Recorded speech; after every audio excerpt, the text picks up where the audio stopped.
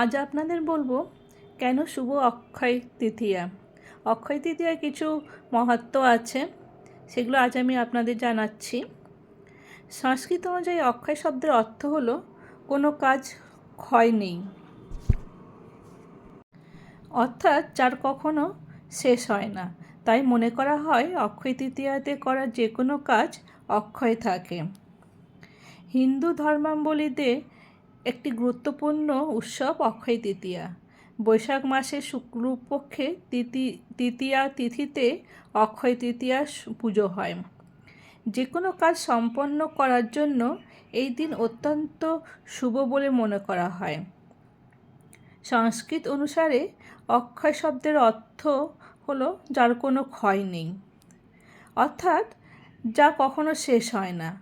তাই মনে করা হয় অক্ষয় তৃতীয়াতে করা যে কোনো কাজ অক্ষয় থাকে। সেই সঙ্গে শাস্ত্রমতে অক্ষয় তৃতীয়া শুভ প্রদানকারী এবং পাপনাশকারী তিথি। এবার অক্ষয় তৃতীয়া পালিত হবে 10ই মে শুক্রবার। এই পুজোর সঙ্গে জড়িয়ে আছে কয়েকটি পুরাণের কথা।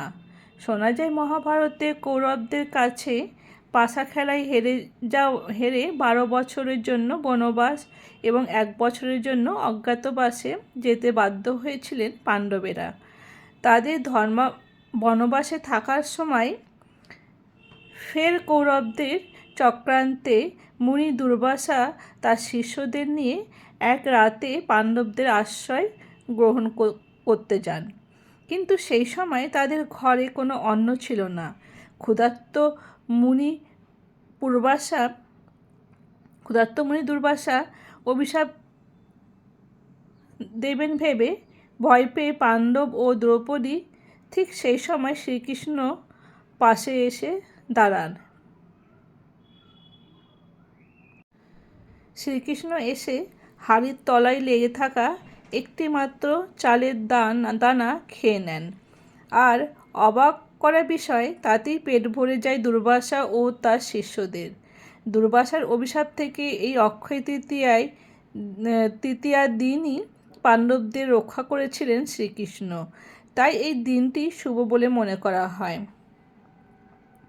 আবার অন্য একটি চলিত পৌরাণিক কথা অনুসারে বিষ্ণু নবম অবতার কৃষ্ণ দ্বাপর যুগে জন্মগ্রহণ করেন মর্তে। তার সুদামা নামে এক দরিদ্র ব্রাহ্মণ বন্ধু ছিলেন। সুদামা একদিন ভুলবশত কৃষ্ণের সব খাবার খেয়ে ফেলেছিলেন। তারপর তিনি শ্রীকৃষ্ণকে খাবার দিতে এক মুঠো চাল নিয়ে তার ঘরে আসেন। তাকে খাওয়ানোর জন্য বন্ধু সুদামা এই আচরণ মুগ্ধ করেছিলেন শ্রীকৃষ্ণকে।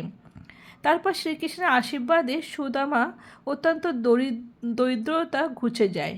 মনে করা হয় যে সেই দিন এই ঘটনা ঘটেছিল। সেই দিন ছিল বৈশাখ মাসের শুক্লপক্ষের তৃতীয়া তিথি, তাই দিনটি বিশেষ শুভ। এছাড়া শোনা যায় অক্ষয় তৃতীয়ার দিনই পরশুরাম জন্মগ্রহণ করেছিলেন, সেই জন্য এই দিনটি শুভ। অক্ষয় তৃতীয়ার দিন বাণিজ্যিক লক্ষ্মী গণেশ পুজো আয়োজন করেন। অনেক দোকানে সেই দিন হালখাতা হয়। শুধু দোকান নয়, অনেকের বাড়িতেও পুজো করা হয়। তাছাড়া বিভিন্ন মন্দিরে ভক্তরা ভিড় জমায় এবং বিশ্বাস করেন যে এই দিন নাকি সোনা কিনলে পরিবারের সুখ সমৃদ্ধি ফিরে আসে। তাছাড়াও মনে করা হয় এই বৈশ্য পরবর্তী জীবনে কুশাবতীর রাজা হয়েছিলেন। অক্ষয় তৃতীয়ার দিন পুজো ও দানের প্রভাবে তিনি অত্যন্ত ধনী ও বিখ্যাত হয়েছিলেন। এই দিন পুজো করলে লক্ষ্মী দেবীর আশীর্বাদ পাওয়া যায়, সুখ সমৃদ্ধ থাকে সারা জীবন।